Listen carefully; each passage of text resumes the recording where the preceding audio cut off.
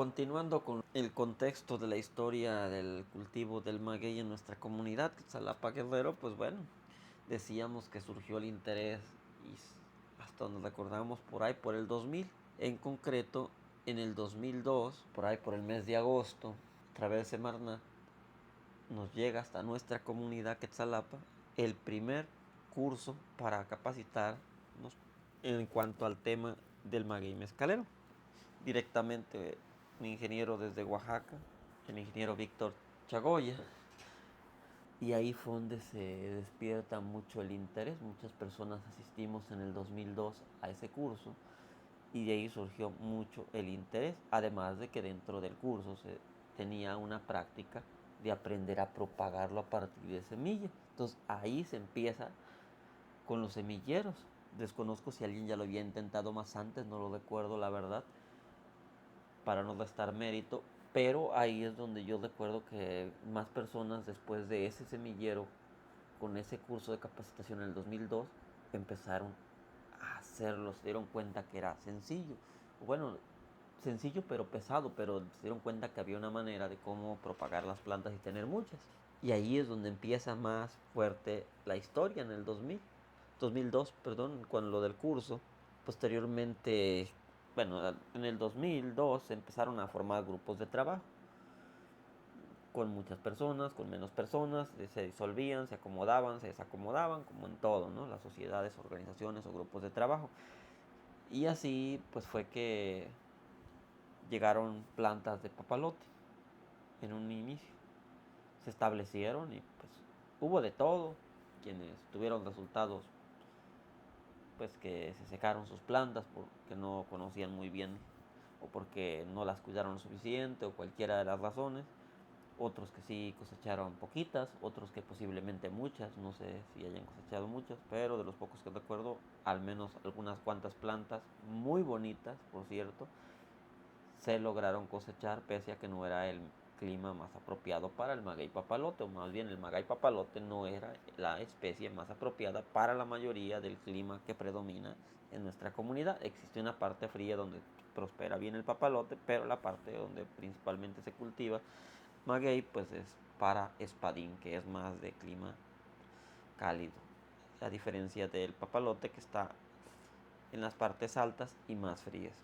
Entonces después de esos intentos entre el 2002 se empieza más con los semilleros, 2003 les hablaba del maguey papalote, posiblemente por ahí alguien ya también empezaba por ahí en ese año con un poco de criollos de hoja delgada. En el 2005 ya más o menos por ahí por el 2005, 2006 ya se empezaba a intentar aprovechar algunos pocos hijuelos del campo, algunas personas sin caer en excesos, unas pocas plantas o en sus terrenos reacomodarlo, los magueyes espadines de hoja angosta o magueyes delgados, como les quieran llamar, endémicos, regionales, de aquí, de nativos de la comunidad, empezaban a alinearlos, a acomodarlos, como les decía, no tanto como cultivarlo, como algo como semicultivado, a darles un cuidado. Y ya por ahí, por el 2005 diríamos que ya había agaves semicultivados, en particular de hoja angosta. Adicional a los papalotes que ya estaban muy grandes para ese año, los pocos o muchos que habían prosperado. Y seguían los grupos de trabajo organizándose, buscando maneras para el cultivo. Y así es como por ahí, por el 2008, se empieza la producción del maguey espadín, originario del estado de Oaxaca. Claro, antes de ello, por ahí por el 2005, 2006, algunos ya estábamos empezando a trabajar con los criollos. Sinceramente eran con fines de investigación. Nosotros manejábamos un poco de la fitosanidad, particularmente en el manejo de malezas, tratando de entender con papalote y con espadín o delgado, hoja delgada, pero criollo de aquí, de Guerrero, de la parte norte de nuestra comunidad en particular. Y ya en el 2008 se comenzó a trabajar un poco más por ahí, entre el 2008 finales, con el espadín a partir de hijuelos provenientes del estado de Oaxaca, y ahí se empezó a hacer más visible el cultivo del maguey mezcalero. A partir de allí comenzaron a ampliarse las superficies porque, como bien saben, el espadín emite hijuelos y más hijuelos, y había que ir ampliando esos espacios para colocar esos hijuelos. Y también pues obvio, empezó a incrementarse el interés tanto a partir de semilla y de hijuelo, incluso de bulbos, de los nativos de aquí, de los magueyes de hoja delgada que estaban en condiciones silvestres. Se aprovechaban semillas y bulbos, posiblemente hijuelos, para ir haciendo más surcos, más líneas, de forma simultánea, como también iba creciendo la superficie con el espadín, por ahí por el 2008. Se empezaron a madurar los agaves, magueyes, y iba creciendo la superficie, pero muy lento. Después por el 2007, perdón, por el 2015 más o menos, se empezó a comercializar localmente y empezó a surgir más interés. Después 2017 aproximadamente hubo un poco más de auge, hubo mejores precios, un poco más de mercado, y ahí fue donde se empezó a marcar que se incrementó también marcadamente la superficie cultivada con espadín, pero también se incrementó el número de productores, de magueyeros, se fue incrementando y se sigue incrementando a lo largo de los años. Ahí diríamos que fue un momento de auge de 2017, 18, 19, 20. Entonces ya se tenía o se sigue teniendo poco de papalote, decíamos. Se tenía ya el criollo de hoja delgada. En el 2008 se agregó el espadín y pues no podía faltar también. Por el año 2017, finales también, llegó el azul, ese sí proveniente del estado de Jalisco, del que se creció un poco más la superficie, pues fue del espadín, sin descuidar el criollo de la comunidad, y el que se cultiva muy poquito pues es el papalote, agave cupriata, y el azul tampoco creció mucho su superficie, fue poco, se ha mantenido baja.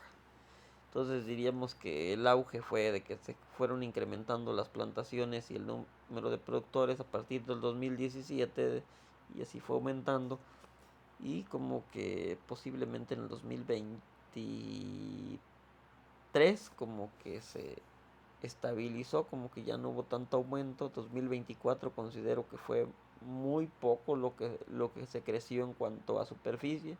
Se creció un poquito en cuanto a productores micro, o sea, personas que plantaron un lote, poquitas plantitas por acá, unas 100, 200, 500, pero en sí la superficie no fue tanto que se moviera, más bien aumentaron más personas que les dio la curiosidad por también tener sus propias plantitas para a futuro elaborar su propio producto.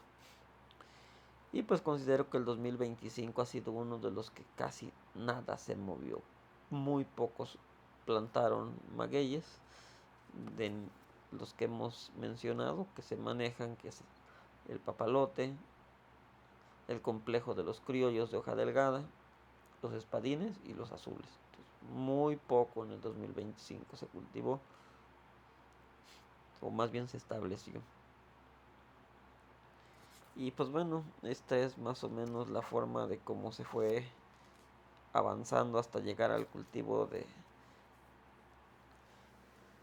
estos diferentes magueyes, que lo decíamos: el papalote, agave cupreata, los de hoja delgada, agave angustifolia, agave angustifolia, el espadín, también agave angustifolia, y el azul, agave tequilana. Y a la fecha son los que se cultivan, algunos otros por ahí a menor escala, solo algunas plantas por curiosidad, entre ellos por ejemplo el adoqueño, coyote y algunos otros, pero casi como curiosidad. Y a partir del año pues 2007 entre 2006 más o menos, también simultáneamente se empezaron a hacer más investigaciones para entender muchos factores que se iban apareciendo a lo largo del cultivo de estos agaves. Último, pues bueno, algo que se me pasó, se buscaba o se busca de alguna manera tener la facilidad para poder cosechar los agaves y trasladarlos a los alambiques, que cada vez están más cerca, incluso están muy cerca cada vez alrededor de la comunidad, a pocos kilómetros de distancia y en lugares súper accesibles los alambiques donde generalmente llegan las camionetas y por lo tanto se ha buscado actualmente que las camionetas también lleguen a las plantaciones, así se reduce el esfuerzo y los animalitos pueden descansar.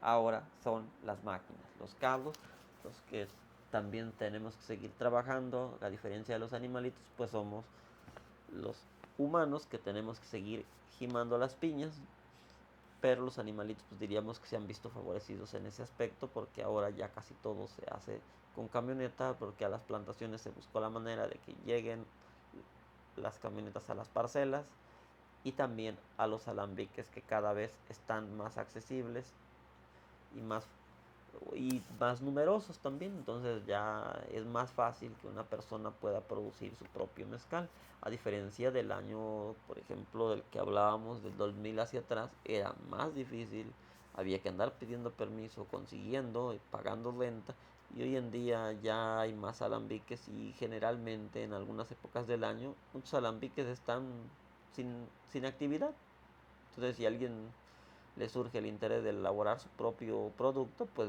tiene la oportunidad. Y pues bueno, entonces si alguien algún día quiere aprender, pues bueno, ya saben que aquí hay bastantes maestros mezcaleros, eso después hablamos de que es un maestro mezcalero, pero a través de tantos años desde la recolección se fueron moldeando con el paso de los años y generación tras generación. Y pues bueno, aclarar que estos datos no son totalmente, o sea, de bitácora, pero pues bueno, la intención de compartírselos fue debido a que pues pocos los encuentran disponibles, los encontramos disponibles en personas mayores con las que he tenido la oportunidad y privilegio de trabajar, de convivir, de compartir momentos en el alambique, de interactuar, y pues ahí contaban, iba uno preguntando cosas que uno recordaba y reafirmándolas y otras que uno no las recordaba y gracias a la experiencia y los años de ellos fue posible irle dando forma a este contenido y algunos otros más. Nos vemos en el siguiente video.